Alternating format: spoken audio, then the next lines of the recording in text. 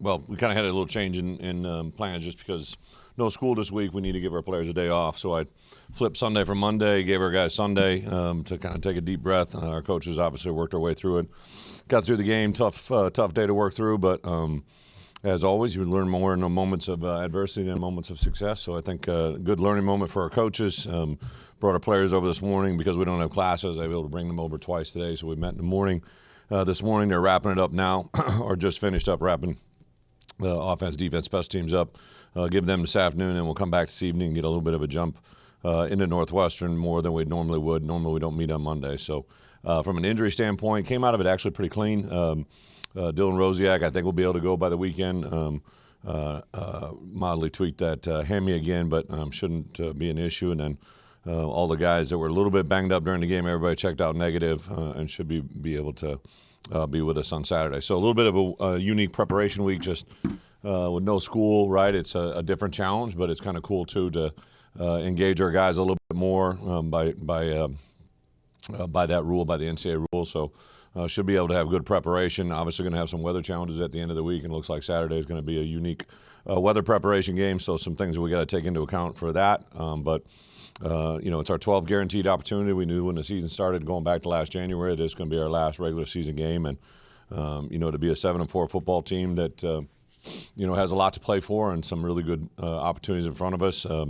But the biggest one is on Saturday to honor a group of seniors that have been absolutely awesome for us, guys that are in their fifth year, some six-year guys, guys that joined us this year, guys that have joined us last year, guys that have been with us their entire career. It's kind of a unique time in college football, but to honor all these guys in their last college football game, I'm not oblivious either that the world of college football, the way we have it, there'll be guys that probably come in over the next 4 or 5 months or 4 or 5 weeks leading into the transfer portal that won't be with us, that unforeseen or foreseen by us, doesn't really matter. It's going to be guys playing their last opportunity in Memorial Stadium. So we'll honor that with a senior day. I know we got a 6:30 kick. I would tell everybody to maybe bring their mittens, bring their hats. Snow removal should be taken care of. You can ask Josh that question, but if there is snow, we'll take care of that. And, should be an awesome environment. Thanksgiving celebration on Thursday. We'll celebrate with our team here in the stadium as well. We kind of have a set routine, completely different. Prior to me coming here, I did look at the schedule, 5 years ago when I took over about how teams handled this week. The Big Ten, I've been in this league long enough to know that we used to be done before Thanksgiving. So this has kind of been an evolution. I first went through it as an assistant, playing the games past Thanksgiving, which brought a new challenge. The Big Ten actually kind of had a little recruiting niche that they said would always be done before Thanksgiving, so parents could have that time with their players. But now the Big Ten joined with the rest of everybody else, and now we even have the added nuance of a night game. It'll be the first night game in Geese Memorial Stadium, which is absolutely awesome for us to be a part of that history again. So a lot of really good things to work through, but nothing better than the last opportunity together. So with that, open it up for questions. Obviously, Northwestern's playing pretty well, coming off a good win, probably feeling good about themselves. What's the key for you guys to flush a loss, to prepare for what they're going to bring? Yeah, this game is all about your response. Within this year, I even kind of told our guys this morning, right? Like, it's kind of been the year of the responses. Obviously, the loss at Indiana was one that everybody was worried about how we were going to respond, and we beat a USC team with a walk-off field goal, turnovers inside the 5. I like their response there. Obviously, to have the setback of the Washington game and to have our guys come back and bounce back against Maryland and Rutgers was positive. So very disappointing loss on Saturday. A lot of disappointed faces, as there should be, on Saturday night flying home. And then even in the building today, I would say walking into my team meeting this morning, I, as a head coach, always kind of count on our players to bring me back a little bit. Young people are always a lot more resilient, but there was definitely still a mood in their face today. But I really encouraged and set the day up for this reason. We wanted to watch Northwestern, learn from it, and then flush it. And tonight will be all about flush Wisconsin, and this afternoon will be all about Northwestern moving forward. What's allowed this team to maybe have the response you've been looking for after? I'll go back to, you guys follow recruiting. I really believe, I have a little saying I throw all the time, right? You recruit your own problems. And I think a lot of people just naturally gravitate towards, kids that are academically issues, kids that are social issues. But I also just go back to, I don't know how much you can change a kid. There's always going to be a varying degree of who they are and what they are coming in the door. But I think you can really change maybe how they view the world during moments like this, right? Like, rather than just there's a lot of I talk to our staff and our players, like when in the world we're living in, it's such a now world, right? It's such a they want results now, which is a whole other conversation, but also just anytime there's an event, everybody has to have a reaction. And you know, I get it. I understand the world we're living in, but the reaction to it is really probably more extreme in the media and the social media because it gets reactions, right? It's not the reality of where we're at. The reality is we lost a football game against an unranked team, which obviously infuriates me and puts me in a position. If anybody knows that environment, being there for 9 years of my life and what that means and what it could have meant, is very hard for me to deal with. But on the flip side, I do know that I can't let that affect my preparation for Northwestern. So I think our kids really wire into that. I do think they were emotional. I even saw some of you guys ask them questions. I know Miles got a question about a defense, and he goes, I can't answer that. And I think he's just being honest. Sometimes you got to sit back and digest what the problem was. I thought I had a clip of Luke. Somebody asked Luke, you know, about the game, and he goes, really, it's Wisconsin played really good. We didn't play good, and you have some you know, mental errors, turnovers, and penalties that, you know, cause that situation to arise. And here's a quarterback that I've been with for 3 years. He reminded me again of why that game happened. Like I understand that it happened. I understand there's a lot that went into it, but sometimes it can be as simplistic as what's in front of you, and you got to be able to realize that. Was there anything in watching film of that game that jumped out at you as concerning that you didn't maybe see Saturday Night Live? No, it's just a you know a bunch, like the offense, defense, special teams. I would say they checked the box in every category, won all three. They played complementary football really well, but I can't lose sight that you know my right tackle Melvin Priestley got very frustrated. I didn't like the way he ended the game, but he really played pretty good. And you know there were guys that played some good football. Gabe Ackus had a really good game. I can't lose sight of Matt Bailey, played really well. You know, I think there was guys in certain positions, you know, like today, like we always start with special teams, then we break into offense, defense, right? So the first special teams play that we looked at other than the field goals and the PATs was a punt, right? And we executed a pooch punt that landed on the 4-yard line. We had two guys standing there, and the ball goes in the end zone. So their first drive could have started backed up on the 4-yard line. And, you know, in college football, any football, when you start the ball inside the 20-yard line, you have a 1 in 30 chance of scoring. As soon as you start the ball on the other side of the 20, you know, that drops down into 1 to 8, right? Like, those are odds that I would like to have the ball on the 4-yard line, right? Like, it is what it is. On the flip side of it, right, like 2 weeks prior to that, we had an opening drive by our offense that literally left the 1-yard line and ended up in a touchdown. We had a defensive drive that ended up starting on the -4, ended up on a 4 and out inside the goal line on the -5 and created 0 points. Those were both big drives in those games. Those same scenarios this week worked in the exact opposite way. So we didn't do the things that we have done to execute to win, and when you don't do those, I don't care who you're playing, you know, that happens. I know there's been a lot of commentary around college football about a 9-game season. Obviously, we elected to do that in the Big Ten Conference, and I think, you know, this weekend going into it, you look at us, we were a top 25 team that got knocked off by a non-ranked team because they're playing really well and they executed when they needed to, and we didn't. That's what makes the Big Ten Conference what it is right now, and I think that's the challenge that all of us have in this league. You rewatch the Wisconsin game specifically with your run game. Like, what stands out to you? And is it a situation where maybe in the second half, before it became a 100% throw game, you were having maybe more success with adjustments you had made going into half? Well, twofold. I think we always divide the game into halves, right? And without a doubt, Barry and the offensive staff, you know, I think in the first half, we tried to run the ball, weren't doing it. Luke did have some success throwing it, but we weren't able to capitalize it into points. I know when we scored our first touchdown, we went up, we were up 7-6, feeling control. And then obviously the end of half, really the 3 points that the defense gave up, I think they converted one first down, and then they had kicked a long field goal. So you really couldn't say that that's a defense thing. They actually rose up and played very well. So to come out of the game at half, 10-7, we hadn't played well.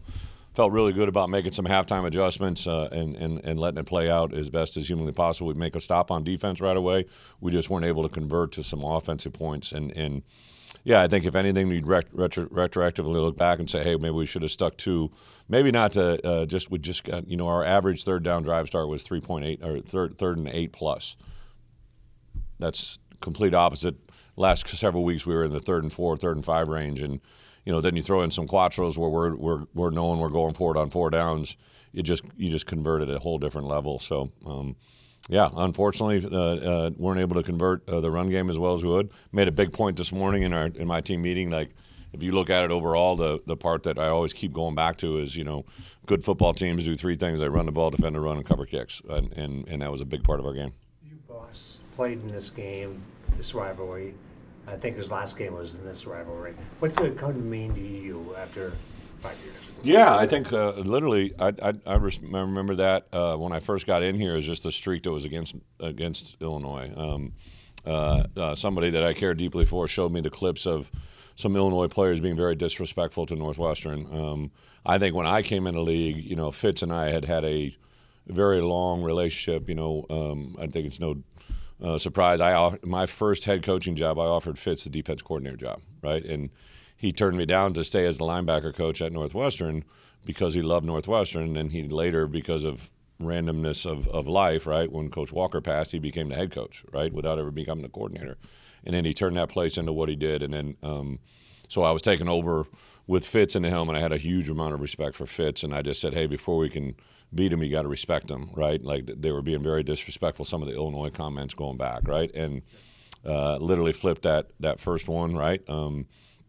And then kind of the way this thing's playing out, very hard-fought games. I got David and I, he's a defensive guy, so, there's not very few of us head coaches that are defensive minds. So when he came in the league, I just had an automatic identity with him. I think he's a really good coach. I think he handles it very, very well. They're bowl eligible 2 times in his first 3 years, which isn't an easy thing to do. So I think it's for a trophy game. We make a big deal about that. It's always going to be at the end of the year. Josh and I talked about anything we could do to make that special, we should do, right?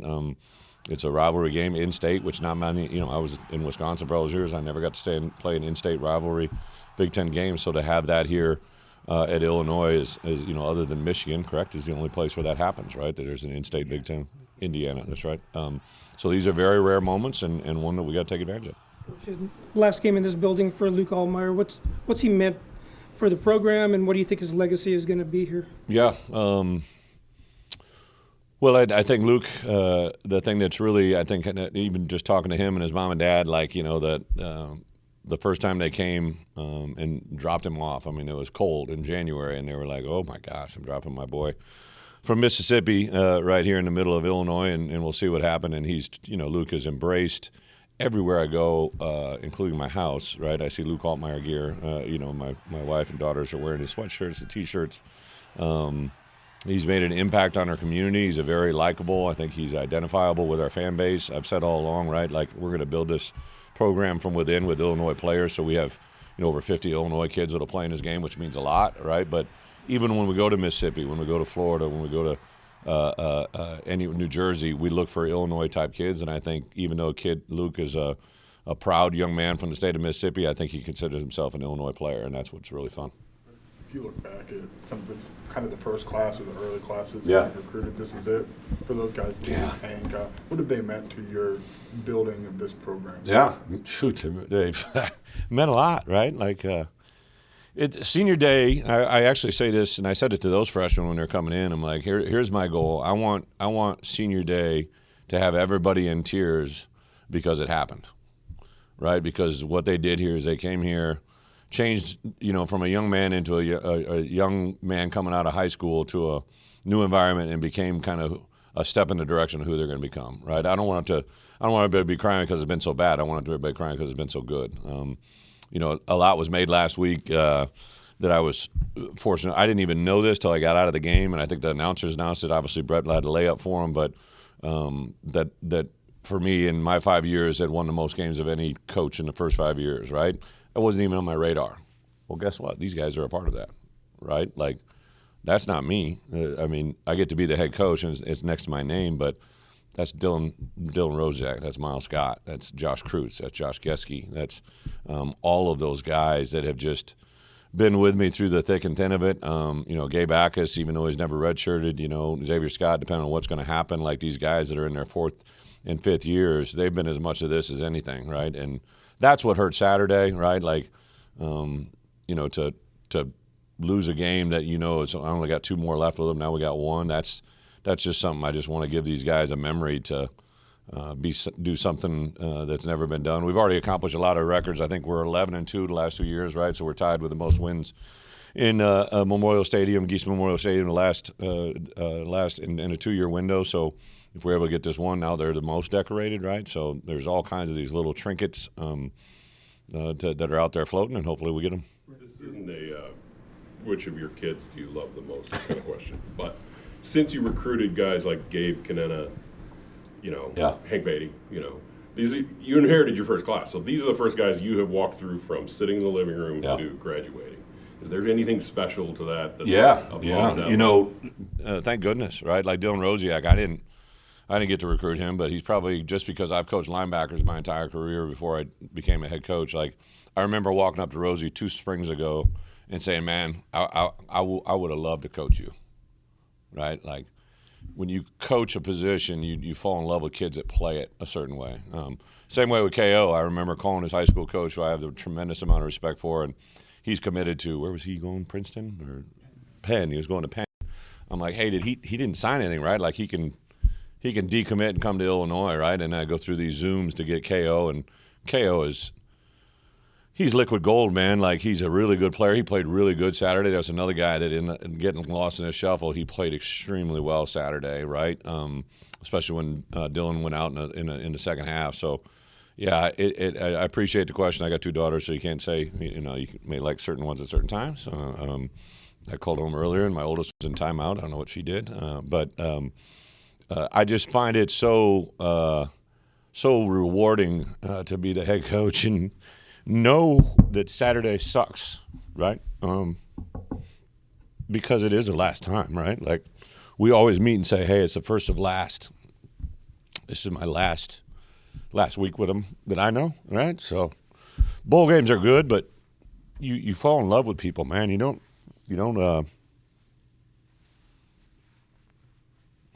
get to do that like, 2 of my best friends are at the game in Madison. They live in Madison. One's in the cabinetry business, and one's in the banking business. And they're really good at their jobs. They're very, very financially rewarded for it. They're awesome in what they do, but I don't know if you can fall in love with a cabinet.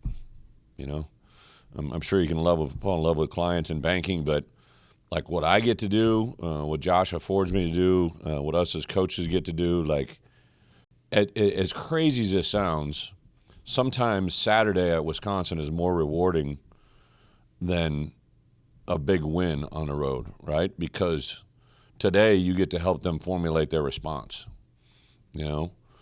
I made the reference earlier, like, everybody says that, it's easy to be a good captain in calm waters. It's really difficult to be one in rough waters, right? Well, we're in rough waters for a time being. We're not overall, like, this place is in such good shape compared to, like, I just think about, like, when I saw that stat about 5 years, I don't know what the win-loss record was for the 5 years prior to me being here, but I promise you it's not even close. I saw today we were tied for the 5th most wins in the Big Ten, like, with Michigan. I'm like, come on, like, anybody that's worried about where we're at or what we're doing, I get it. There's things that I got to get straightened out and corrected, but, enjoy the boat you're on. Like, it's a pretty good boat right now, right? It's not taking on water, it's cutting through water. So, like, we'll be in good shape.